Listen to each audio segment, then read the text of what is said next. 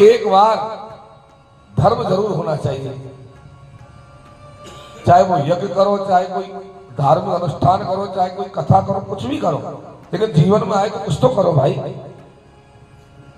बाबा बोले, वसुदेव जी बोले, भाई कन्हैया मैं एक यज्ञ करना चाहता हूं। अच्छा तो फिर देर किस बात की? बोले भाई व्यवस्था कौन करेगा? भगवान बोले हम करेंगे, व्यवस्था तो हम करेंगे, आप चिंता क्यों करते हो? व्यवस्था करने वाले हम हैं, आप तो बताओ क्या करना है।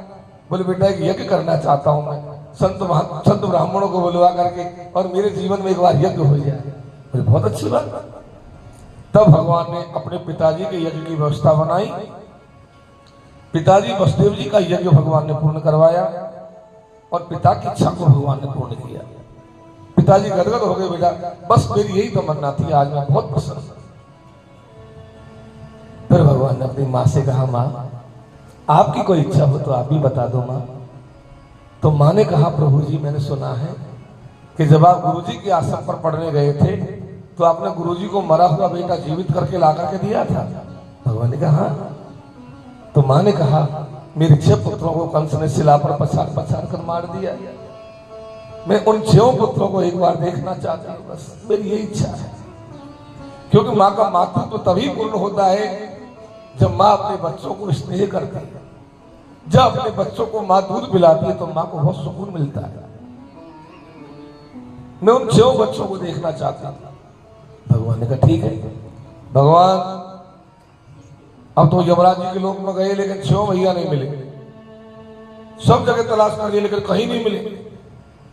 आताल पाताल सब जगह ढूंढ लिया लेकिन 6 भैया नहीं मिले।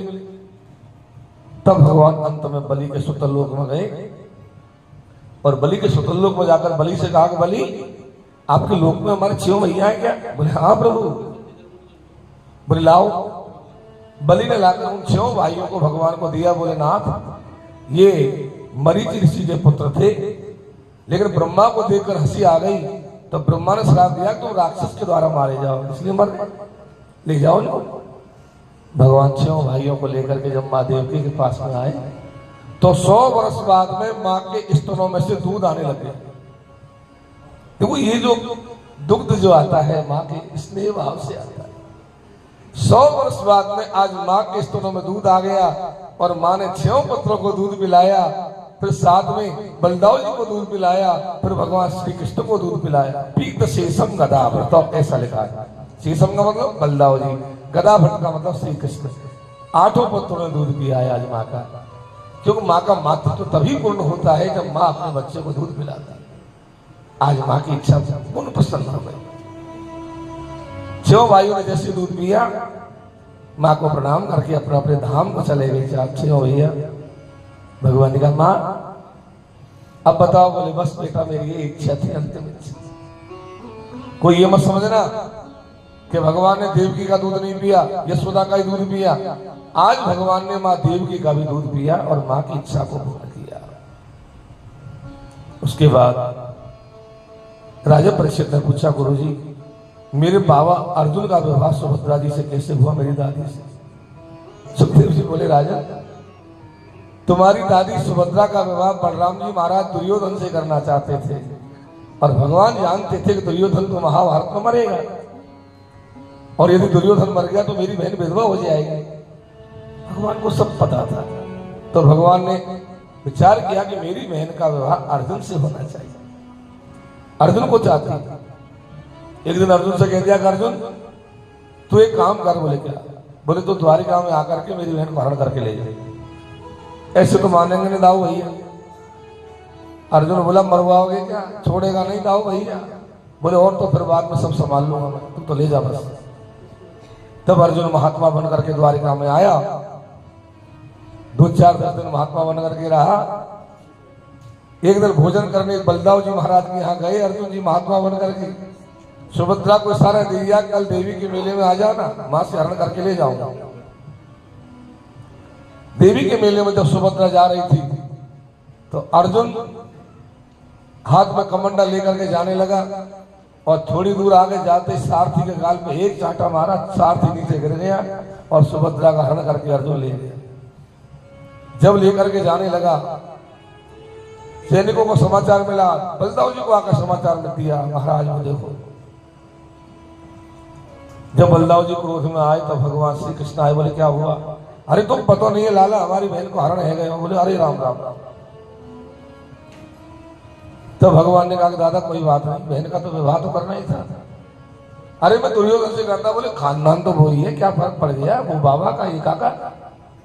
बड़ी मुश्किल से जाकर के भगवान ने बलराम जी को प्रसन्न किया और अपनी बहन सुभद्रा का विवाह और अर्जुन के साथ किया। राजा परीक्षित ने पूछा, गुरु जी एक बात बताओ, ये देवताओं की परीक्षा कैसे हुई? बोले एक बार स्वर्ग में विवाद हो गया कि भाई ब्रह्मा जी के भगत के ब्रह्मा जी बने, भगवान के भगत के भगवान नारायण बने और शंकर जी के भगत के शंकर जी बने। अब बड़ा कौन है, इसकी परीक्षा कौन करे? सब देवताओं ने भार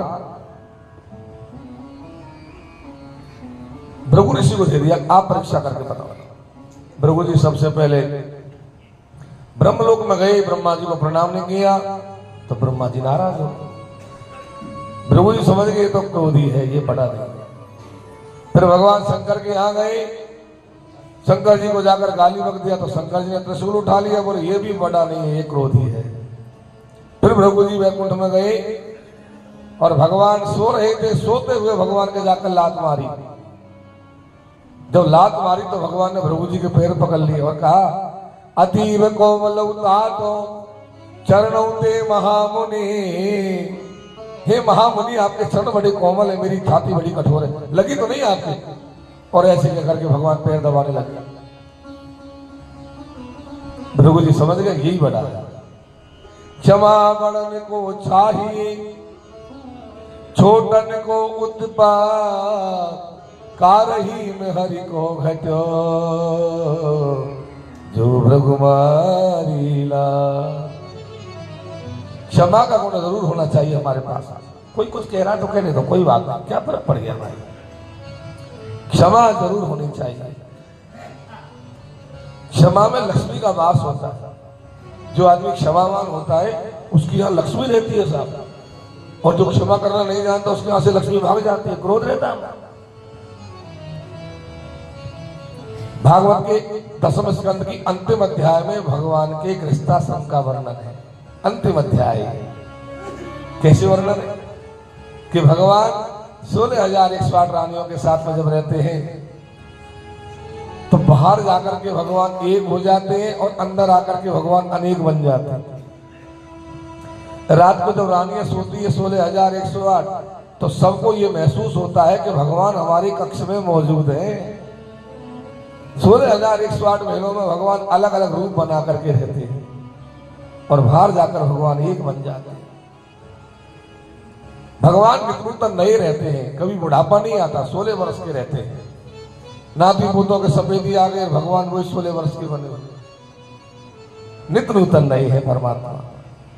और इतना वंश बढ़ा दिया भगवान ने द्वारिका में कि 3,88,100 ये तो यादवों के बच्चों को पढ़ाने वाले टीचर हो गए द्वारिका में। लिखा हुआ है इसको, तिष्ठ कोट्यो सहस्त्राणाम 88 शतानि च आसन यदि कुलाचार्य कुमाराणाम इति श्रुतम। इतने तो मास्टर हो गए द्वारिका में पढ़ा। 56 करोड़ यादव हो गए द्वारिका में। जब इतना वंश भगवान ने बढ़ा दिया तो द्वारिका के पास में एक वन था जिसका नाम था पिंडारक। पिंडारक वन में सप्तऋषि आकर के रहने लगे। क्यों रहने लगे? कि भाई भगवान के दर्शन परसन जल्दी जल्दी हो जाया करेंगे। सप्तऋषि आकर के रहने लगे। सप्तऋषियों में कौन कौन आए? बोले विश्वामित्र सितव कण्वा, दुर्वासा भृगुरंगिरा, कश्यपो वामदेवोत्री, वसिष्ठो नारदादया। विश्वामित्र सितव कर्ण दुर्वासा भृगुरंगिरा कश्यप वामदेवोत्री वसिष्ठ नारद सप्तऋषि आकर रहने लगे। जब सप्तऋषि आकर द्वारिका के पास पिंडारक वन में रहने लगे तो एक बार यादवों के बच्चे घूमते घामते हजारों बच्चे पिंडारक वन में पहुंच गए। इन्होंने जाकर के सप्तऋषियों का आश्रम देखा। बोले कौन को आश्रम है ये? बोले सप्तऋषि। सप्तऋषि कौन होते हैं? बोले जो वर्तमान काल, भूतकाल, भविष्य काल, तीनों कालों की बताते वो सप्तऋषि। अच्छा? बोले हाँ। अब इनकी बुद्धि खराब हो गई। जाको प्रभु दारुण दुख देही ताकि मति पहले हर ले। यादवों के बच्चों की बुद्धि खराब हो गई तो इन्होंने क्या किया कि भगवान के बेटे सांब को, जो जामवती का बेटा था सांब, उसको स्त्री बना दिया। स्त्री कैसे बनाया? लहंगा पहना दिया, ब्लाउज पहना दिया, साड़ी उठा दिया, चूड़ा पहना दिया और स्त्री पूरा श्रृंगार कर दिया और पेट पे कपड़ा बांध दी, गर्भवती स्त्री जैसा पेट कर दिया और घूंघट निकाल करके सप्तऋषि के सामने पहुंच गए। सप्तऋषि बोले भाई कौन हो तुम? बोले महाराज हम तो यदुवंशी बालक हैं। क्यों आए? आपके दर्शन करने आए महाराज। अच्छा बेटा दर्शन करने आए, पर ये स्त्री कौन आई है भाई? बोले महाराज ये तो हमारी भाभी आई है। ये क्यों आई है? बोले महाराज ये कुछ पूछना चाहती है आपसे। क्या पूछना चाहती है भाई? बोले महाराज ये पूछना चाहती है कि मेरे पहली बार बच्चा होगा, मैं मर तो नहीं जाऊंगी। अच्छा और क्या पूछना चाहती है बेटा? बोले महाराज ये पूछ रही है मुझे बता दो मेरे लड़का होगा कि लड़की। जब सप्तऋषियों की जाकर यदुवंशी बालकों ने परीक्षा करी तो बड़े बड़े संत बैठे थे। उन्होंने कहा तुम पागल तो नहीं, संतों की परीक्षा कर रहे हो?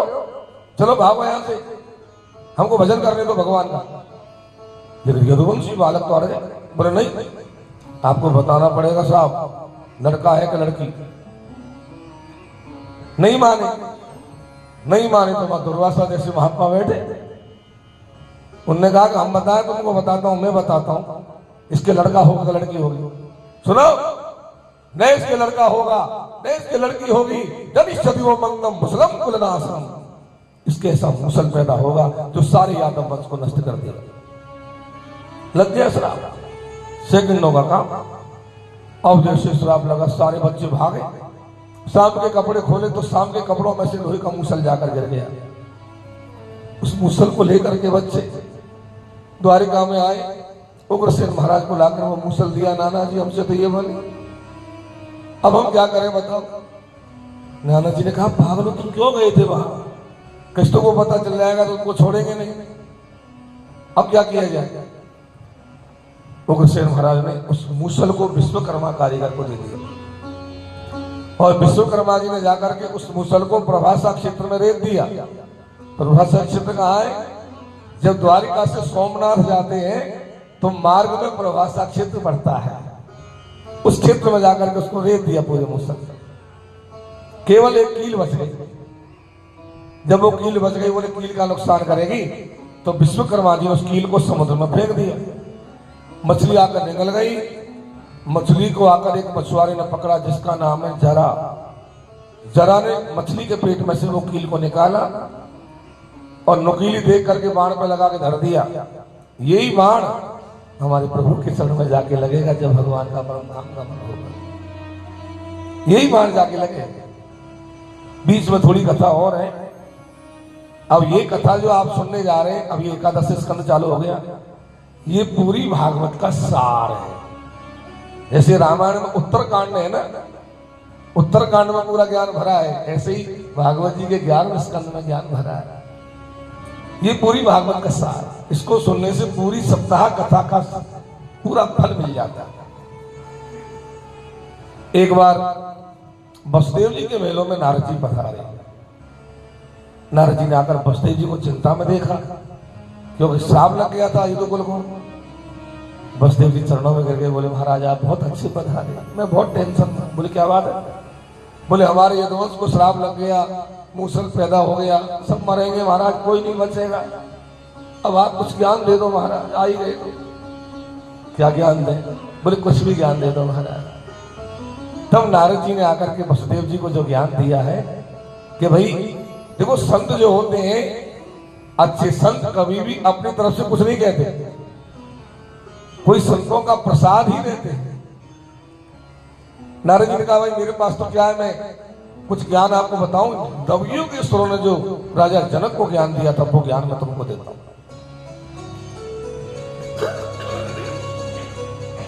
बोले महाराज ये नवयोगेश्वर कौन है? बोले आपने कथा में सुना था ऋषभदेव भगवान के 100 पुत्रों में 9 पुत्र नवयोगेश्वर बने थे। कवि, हरि, अंतरिक्ष, प्रबुद्ध, पिप्पिलायन, आविर्भूत्र, द्रुमिल, चमस और करभाजन। इन नवयोगेश्वरों ने राजा जनक को बहुत सुंदर ज्ञान दिया। क्या ज्ञान दिया, थोड़ा प्रकाश डालते हैं। सबसे पहले राजा जनक ने जाकर नवयोगेश्वरों के चरणों में प्रणाम किया और कहा कि गुरुजी आप बहुत अच्छे पधारे। ये जीवन बड़ा क्षणभंगुर है। दुर्लभम मानुषो देहो देहिनाम क्षणभंगुर तत्रापि दुर्लभम मन्ये वैकुंठ प्रिय दर्शनम। ये जीवन बड़ा क्षणभंगुर है, कोई पता नहीं, सेकंडों का पता नहीं कब क्या हो जाए। अब जीव क्या करे जिससे वो भवसागर से पार। जब ये कहा तो कवि नाम के योगेश्वर ने उसका उत्तर दिया कि भैया भगवान की भक्ति करे। और भगवान की देखो भक्ति के 2 मार्ग हैं, एक ज्ञान मार्ग, एक भक्ति मार्ग। ज्ञान मार्ग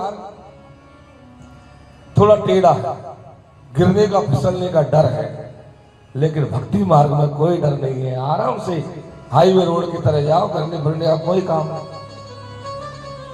बोले महाराज जी भक्ति मार्ग की आप प्रधानता बता रहे, तो भक्ति मार्ग में ऐसा क्या करे जी जिससे उसका कल्याण हो जाए। तो बहुत सुंदर बात कही कवि नाम के योगेश्वर ने कि कायेन वाचा मन से बुद्ध्यात्मना वाणी सतस्वभाव करोमि अद्य सकलं परस्मै नारायणाय समर्पयेत्। मन के द्वारा, वाणी के द्वारा, कर्म के द्वारा जो भी जीव करे वो सब भगवान पर अर्पित करते, अपने लिए नहीं करते। ये सबसे बड़ा कल्याण का साधन बताया है, इससे बढ़िया कोई साधन नहीं। मैं कथा में कहा करता हूं कि भैया रात को सोने से पहले, डबल बेड पे जाने से पहले 5 मिनट के लिए आसन लगा करके बैठ जाओ और आसन लगा करके ध्यान करोगे आज दिन भर में मैंने क्या किया, कितना काम मैंने बढ़िया किया, कितना काम मैंने बुरा किया। सारे कामों को देखो और देखने के बाद, याद करने के बाद कहोगे आज जो भी मैंने अच्छे अच्छे कर्म किए सब भगवान के चरणों में अर्पित। और फिर यही कहना है कि हे भगवान मैं कुछ नहीं चाहता, बस एक चीज चाहता हूं कि मैं आपको कभी भूलूं नहीं, मैं आपको कभी भूलूं नहीं, आपकी याद बनी रहे, बस ऐसे कह करके प्रणाम करके सो जाओ। ये कल्याण का मार्ग है, इससे बड़ा कल्याण का मार्ग और कुछ नहीं। अब तो हरि नाम के योगेश्वर से पूछा महाराज जनक ने, आप ये बताओ धर्म क्या है, धर्म के बारे में बताओ। तब हरि नाम के योगेश्वर ने कहा कि भैया आत्मा को ही परमात्मा समझो, प्रेम की भावना रखो, दया की भावना रखो, कृपा की भावना रखो, सबका सम्मान करो, ये धर्म है। जो धारण करने योग्य चीज है वो धर्म है। अंतरिक्ष नाम के योगेश्वर से पूछा कि महाराज जी आप बताओ माया क्या है, माया किसको कहते हैं। तब अंतरिक्ष ने कहा कि मैं अरे तोरे तोरे में माया, मैं अरे तोरे तोरे में माया, मैं अरे तोरे तोरे में माया, मैं अरे तोरे तोरे में माया, जीवस कीने जीवन गाया, जीवस कीने जीवन गाया, जीवस कीने जीवन गाया, जीवस कीने जीवन गाया। ये तेरा, ये मेरा, ये मकान, ये पैसा, ये जमीन, ये सोना, ये बेटा, ये पत्नी, सब माया है। और ये माया रहती कहाँ है महाराज, पुरुष सब जगह रहती है। आप चाहे ऋषिकेश में चले जाओ, चाहे बद्रीनाथ में चले जाओ, चाहे जयपुर में चले जाओ, चाहे आपके गांव में चले जाओ, जहां जाओगे माया आपके साथ साथ जाएगी और माया छोड़ेगी नहीं आपको। माया पीछा नहीं छोड़ती। इत्थम कर्म गति बम्मन ब्रह्म भद्र भक्तमान, ये तो कर्म की गति ही माया है। बोले माया का स्वरूप क्या है? बोले महाकाली, महालक्ष्मी, महासरस्वती, त्रिगुणात्मका जगदम्बा देवी का जो स्वरूप है वो महामाया का स्वरूप। प्रबुद्ध नाम के योगेश्वर से पूछा कि गुरुजी आप बताओ माया से पार होने का उपाय क्या है? प्रबुद्ध ने कहा कि भैया माया से पार होने के 3 उपाय हैं। क्या? पहला गुरु कृपा, दूसरा शास्त्र कृपा, तीसरा भगवंत कृपा। यदि तीनों में से कोई भी कृपा जी पर हो जाती है तो वो माया से पार हो जाएगा। अच्छा गुरु मिल गया, अच्छे गुरु की कृपा मिल गई तो जी माया से पार हो जाएगा। शास्त्र कृपा हो गई, जैसे किसी में भागवत कृपा हो गई। अब ये कम कृपा थोड़ी आपके ऊपर, जो आप 8-8, 10-10 बार श्रीमद् भागवत कथा को श्रवण कर चुके हैं तीर्थों में जाकर के, तो ये भागवत कृपा ही तो है। ये भागवत कृपा नहीं तो क्या है? तो भागवत कृपा हो गई, शास्त्र कृपा हो गई, वो भी माया से पार हो जाएगा। और तीसरा ठाकुर जी कृपा कर दे तो भैया वो तो जीवात्मा पार होगा ही होगा, इसमें तो संदेह क्या है। पिंपलाय नाम के योगेश्वर से ब्रह्म संबंधी प्रश्न किया। ब्रह्म क्या है? सब कर परम प्रकाश की जोई, सब कर परम प्रकाश की जोई, सब कर परम प्रकाश की जोई, सब कर परम प्रकाश की जोई। राम अनादि अवधपति सोई, नाम अनादि अवधपति सोई, राम अनादि अवधपति सोई, नाम अनादि अवधपति सोई। आविर रुद्र नाम के योगेश्वर से राजा जनक ने पूछा गुरुजी आप ये बताओ कर्म क्या है? कर्म के बारे में बताओ। बोले भैया कर्म 3 प्रकार का बताया भागवत जी में, एक कर्म, एक विकर्म, एक अकर्म। कर्म क्या है? वेद ने जो रास्ता बताया, शास्त्र ने जो रास्ता बताया, महापुरुषों ने जो रास्ता बताया कि भाई इस रास्ते से जाओ, उस पर चलना कर्म है। और उससे थोड़ा अलग जाना ये विकर्म है, और उससे उल्टा काम करना ये अकर्म है। 3 तरह के कर्म की व्याख्या किया आविर्भुत्र नाम के योगेश्वर। ध्रुमिल नाम के योगेश्वर से पूछा कि आप बताओ महाराज 24 अवतारों के बारे में। तो ध्रुमिल नाम के योगेश्वर ने भगवान के 24 अवतारों के बारे में वर्णन किया।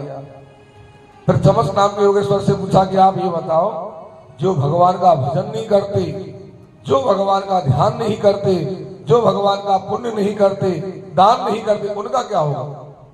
तो चमस ने कितनी बढ़िया बात। दूरे हरि कथा के दूरे चाच्युत कीर्तना। कहीं कथा हो रही है, कीर्तन हो रहा है, सत्संग हो रहा है, और जीव यदि जाकर अपना कान नहीं लगाए, अपने आप को समर्पित नहीं करे, तो भैया उस जीव को तो बार बार जन्म मरण के चक्र में पड़ना ही पड़ेगा। जन्म मरण के बंधन से मुक्त करता है सत्संग। सत्संग हमारे जीवन को परिवर्तित कर देगा, हमको जीवन मुक्त कर देगा सत्संग।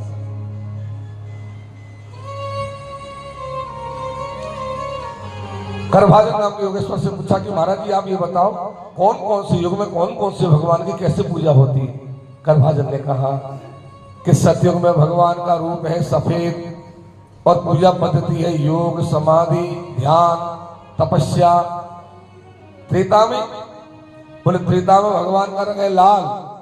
त्रेता विविध यज्ञ नर करई, त्रेता विविध यज्ञ नर करई, त्रेता विविध यज्ञ नर करई, त्रेता विविध यज्ञ नर करई। त्रेता में और अश्वमेध यज्ञ बाद में यज्ञ 12 सुयज्ञ किए जाते हैं।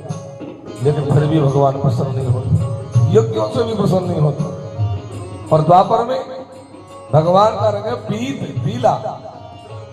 द्वापर करे रघुपति पद पूजा, द्वापर कर रघुपति पद पूजा, कर रघुपति पद पूजा।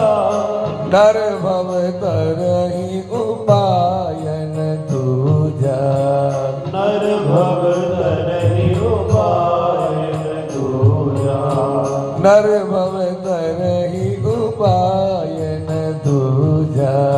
नर भव तरहि उपायन दूजा। द्वापर में भगवान के मंदिर बना बनाकर पूजा की जाती, ठाकुर जी का भजन किया जाता, ध्यान किया जाता, लेकिन भगवान प्रसन्न नहीं होते। और कलयुग में भगवान का रंग है काला। और पूजा पद्धति क्या है? केवल नाम ले लो भगवान का। कलयुग केवल नाम आधारा, कलयुग केवल नाम आधारा, कलयुग केवल नाम आधारा, कलयुग केवल नाम आधारा। सुमरी सुमरी नर उतर नहीं पाया, सुमिर सुमिर नर उतर नहीं पारा, सुमिर सुमिर नर उतर ही पारा। सुमिर सुमिर नर उतर नहीं पारा। कलयुग में थोड़ा सा नाम ले लो और भगवान का बस उसी से बेड़ा पार हो जाता है। ये कलयुग का सबसे बड़ा फल है। यद फलम नास्ति तपसा न योगेन समाधिना तद फलम लभते सम्यक कलौ केशव कीर्तना। कलयुग में तो केशव का कीर्तन ही काम करता है। हमारे चैतन्य महाप्रभु जी ने जगन्नाथपुरी में बहुत भजन किया। क्या कहा कलयुग के बारे में? हर नाम हर नाम केवलम कलौ नास्तेव नास्तेव नास्तेव गतिरन्यथा। भगवान का नाम लेते चलो और कलयुग में पार होते चलो, यही साधन है बस। इस प्रकार से राजा जनक को नवयोगेश्वर ने ज्ञान दिया। राजा जनक ने उनकी पूजा की और चले गए। वसुदेव जी महाराज ने नारद जी की पूजा की। भगवान द्वारिका में विराजमान थे तो एक बार आकाश में से ब्रह्मा आदि देवता आए हैं और देवताओं ने आकर के कहा, प्रभु जी आपको 125 वर्ष हो गए धरती पर आए हुए, पृथ्वी पर आए हुए 125 वर्ष का समय पूरा होने जा रहा है, अब आप परम धाम को पधारो।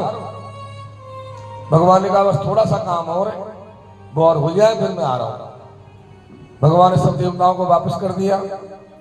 एक बार भगवान एकांत में विराजमान थे पीपल के पेड़ के नीचे, तो उद्धव जी महाराज भगवान के सामने गए हैं और हाथ जोड़ करके प्रश्न किया है, योगेशो योग विन्यासो योगात्मन योग संभव निःश्रेषाय मे प्रोक्त त्यागो संन्यास लक्षण। हे योगेश्वर, मुझे संन्यास धर्म के बारे में बताओ, संन्यास क्या है? तो अब भगवान उद्धव जी महाराज को संन्यास धर्म के बारे में बता रहे हैं कि भैया कामनाओं का परित्याग कर देना ही संन्यास है। वैसे वैराग 3 तरह का बताया, एक होता मरकट वैराग, एक होता शमशान वैराग और एक होता सच्चा वैराग। मरकट वैराग क्या है कि घर में हो गई खटपट के चल बाबा के मठ पे, जरा सी कोई बात हो गई तो बैग लेके चल दिए। बाबूजी बोले कहाँ जा रहे हो? वृंदावन। स्टेशन पे पहुंच गए, छोटे से पप्पू की याद आ गई और याद आते सॉरी मेरा पोता मेरे साथ ही सोता, चलो वापस चलते, वापस आ गए। तो इस तरह जो करना है वो मरकट वैराग है। दूसरा वैराग आता है शमशान में, जब जाते हैं कोई मर जाता है तो पूरी गीता जी घूम जाती है वहां। और एक होता सच्चा वैराग। यदि जीवन में सच्चा वैराग किसी के आ गया तो वो फिर उतरने का नाम नहीं लेते। एक बार चढ़ गया तो चढ़ गया। एक बार एक यदु नाम के राजा थे। यदु नाम के राजा ने दत्तात्रेय भगवान को शिला पर पड़े हुए देखा। गर्मी के दिनों में शिला पर पड़े थे। यदु ने जाकर के पूछा, प्रभु आपको गर्मी नहीं लगती क्या? आपको सर्दी नहीं लगती क्या? आपको भूख प्यास नहीं लगती क्या? हम तो राजा महाराजा हैं, फिर भी हम परेशान, आप मस्त रहते हैं, क्या बात है? तब दत्तात्रेय जी बोले, यदु न मुझे गर्मी लगती, न मुझे सर्दी लगती, न मुझे भूख लगती, न मुझे प्यास लगती। बोले क्यों? बोले मेरे ऊपर मेरे गुरुओं की कृपा है। आपके गुरु कौन है? बोले मेरा एक गुरु नहीं, मेरे 24 गुरु। संत में गुरु राजन में है वो बुद्धि उपास्यता। बहुत सारे गुरु हैं, 24 गुरु। अब देखो गुरु भी कई होते हैं।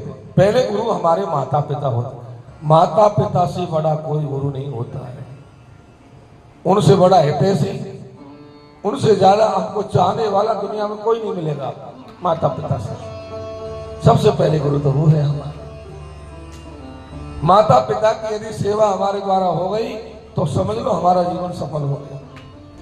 उनका आशीर्वाद मिल गया तो जीवन आनंद करोगे। उनने कह दिया जाओ बेटा मौज करो तो मौज ही करोगे भैया। और माता पिता की आत्मा यदि डूब गई और उन्होंने बद्दुआ दे दिया तो महाराज जीवन में कभी फलीभूत नहीं हो सकता वो आदमी। इसलिए माता पिता को प्रसन्न रखना बहुत जरूरी है। पहले गुरु होते वो हमारे, उनसे बड़ा कोई गुरु नहीं होता। दूसरा गुरु वो होता है जो हमको अक्षर ज्ञान कराता है, पढ़ाते। तीसरा गुरु वो होता है जो हमारे कर्मकांड करवाते, शादी ब्याह गृह प्रवेश सारे काम करते, वो होते पुरोहित गुरु।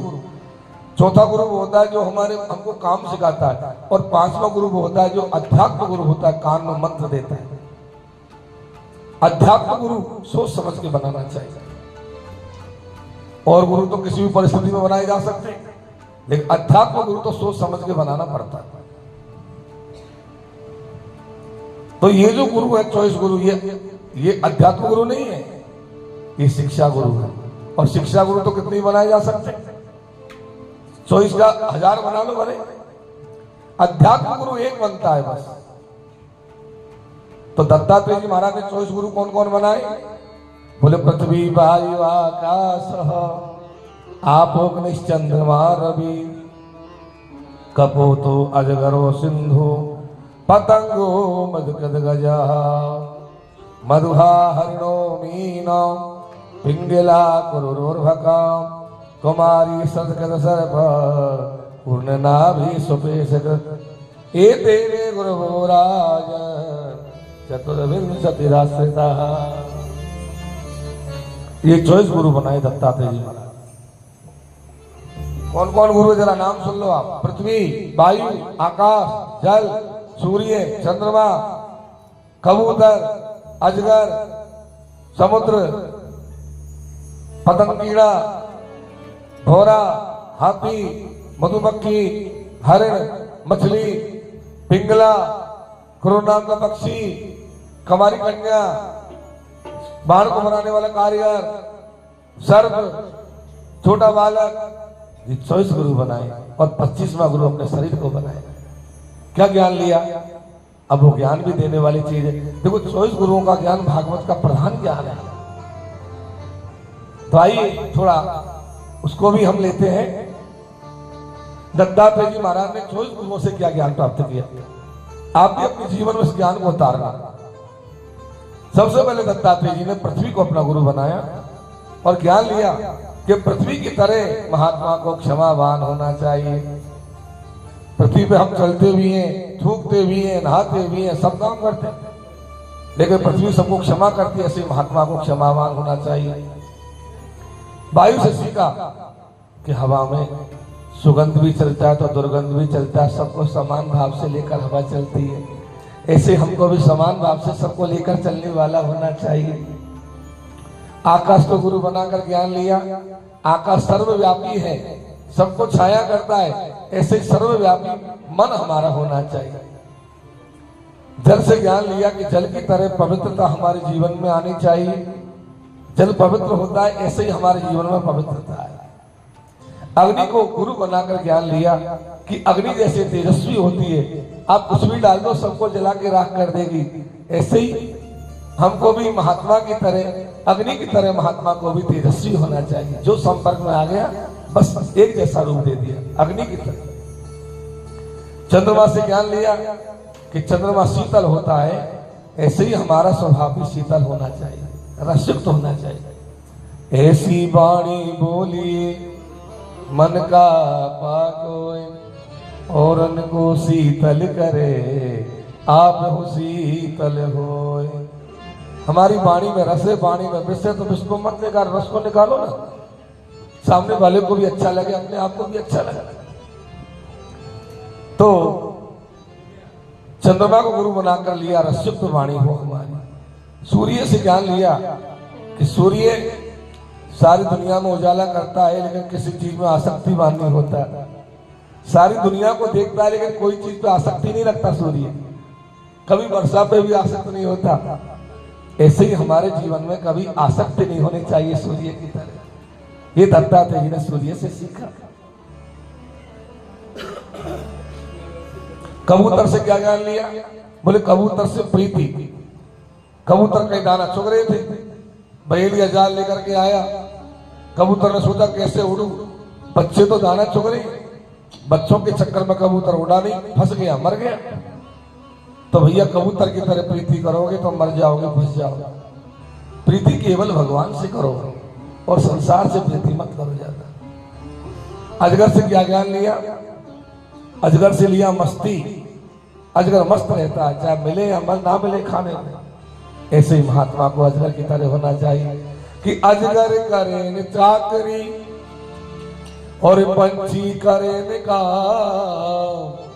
दास मलूका कह गए कि सबके दातारा। अजगर की तरह हमारे जीवन में मस्ती आनी चाहिए। ये नहीं अजगर की तरह पड़े रहो, ये नहीं कह रहा हूं। अजगर की तरह मस्ती आए। आज हमारी मस्ती गायब हो गई है, आज हमारी मस्ती चली गई है। आज कोई मस्त नहीं है। पहले वाली याद करो आप बातें, पहले कितना मस्त जीवन था और आज मस्ती गायब हो रही है। सब कोई खुश नहीं दिखेगा, हर आदमी टेंशन में दिखेगा आपको। जिसको देखो वही टेंशन में, हर आदमी टेंशन। मस्ती गायब हो गई है। मस्ती गायब होने का कारण क्या है? हमारा असंतोष बढ़ जाना। असंतोष हमारा बहुत ज्यादा बढ़ रहा है। हमको संतोष नहीं रहा, और मिले और मिले, ये भी मिले ये भी मिले।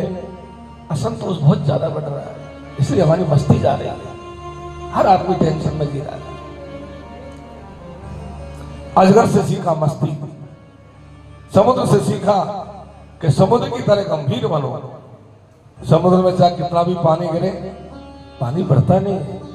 कितना भी सूखा पड़े, पानी सूखता नहीं है बड़े समुद्र में।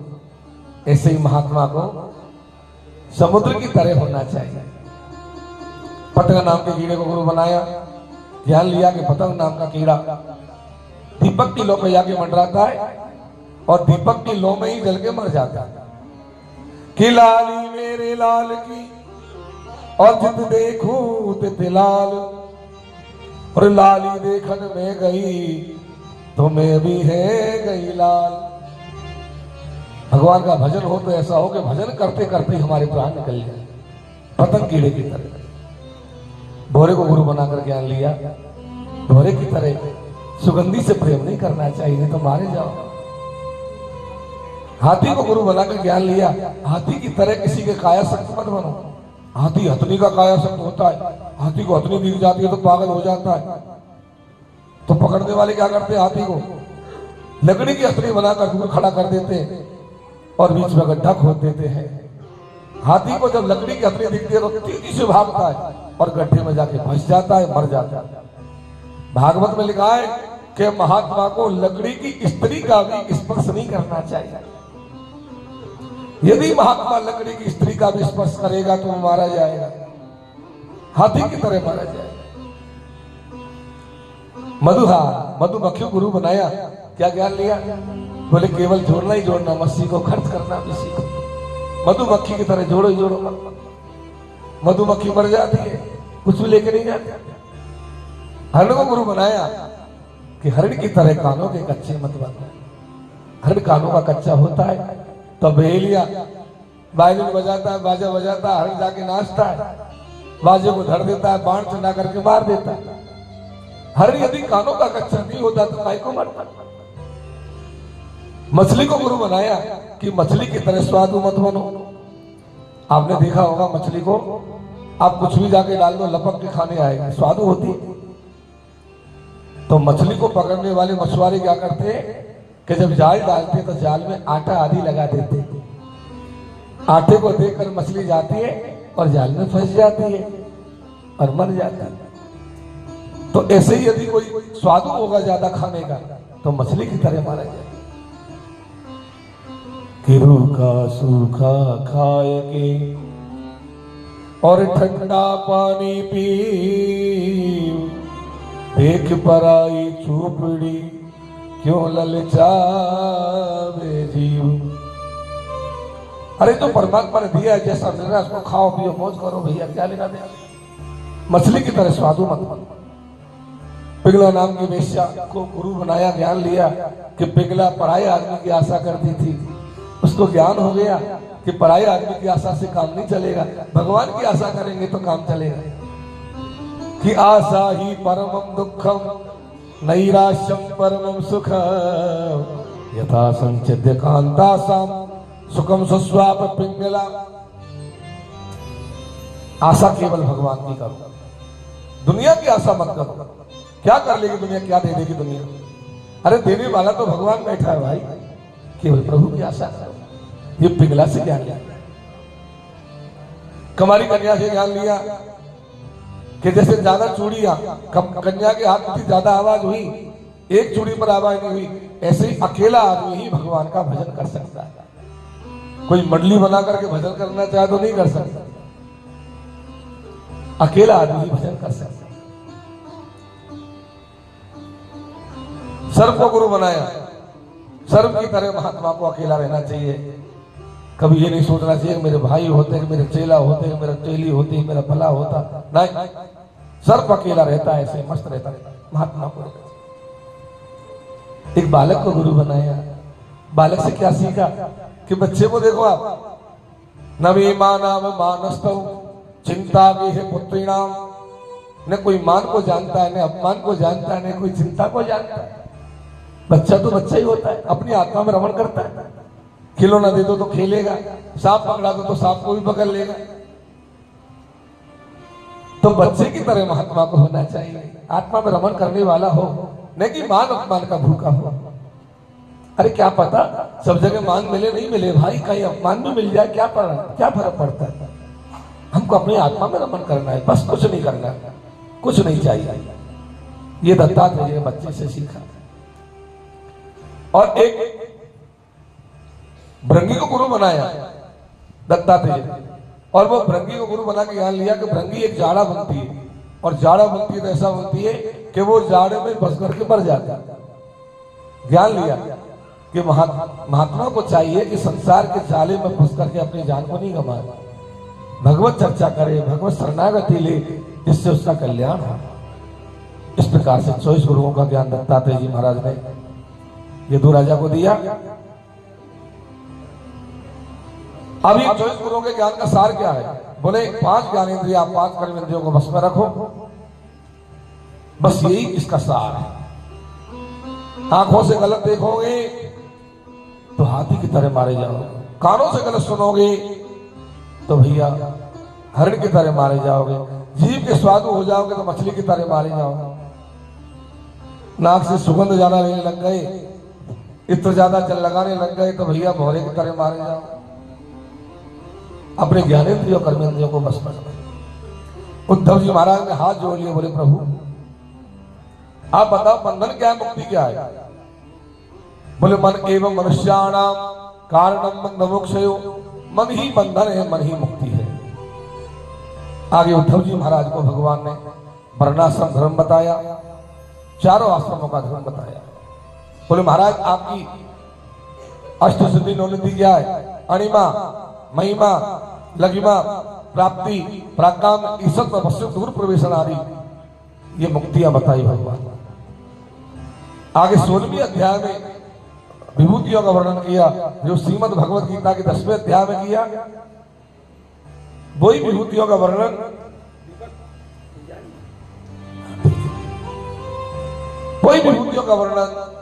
भगवान ने 11 स्कंद के 16वें अध्याय में किया। क्या वर्णन किया कि भाई मनुष्यों में जो राजा है वो मैं ही हूं, देवताओं में इंद्र है वो मैं ही हूँ, पेड़ों में पीपल है वो मैं ही हूँ, रत्नों में पद्मराग है वो मैं ही हूँ, धातों में सोना है वो मैं ही हूँ, तीर्थों में गंगा है वो मैं ही हूँ, स्रोत सामस्वी जाह्नवी जो गंगा है वो मैं ही हूँ, और रत्नों में पद्मराग है वो मैं ही हूँ, और पर्वतों में हिमालय है वो मैं ही हूँ, गैयाओं में हवरधारी गैया है वो मैं ही हूँ, घोड़ों में उच्चैश्रवा घोड़ा है वो मैं ही हूँ, हाथियों में ऐरावत हाथी है वो मैं ही हूँ, दैत्यों में प्रहलाद है वो मैं ही हूँ, और भक्तों में और अर्जुन है वो मैं ही हूँ, प्रेमियों में, और ज्ञानियों में उद्धव है वो मैं ही हूँ, किम पुरुषों में हनुमान है वो मैं ही हूँ, विद्याधरों में सुदर्शन है वो मैं ही हूँ। पृथ्वी वायु आकाश आपर ज्योतिरहं महान, पृथ्वी वायु आकाश जल हर जगह मेरा वास, संसार की ऐसी कोई जगह नहीं जहां मैं नहीं रहता हूं। उद्धव जी ने हाथ जोड़ लिए, बोले प्रभु अब केवल एक चीज और बता दो। आप बोले क्या? बोले आपका भागवत धर्म क्या है? ध्यान से सुनना, भागवत धर्म क्या है?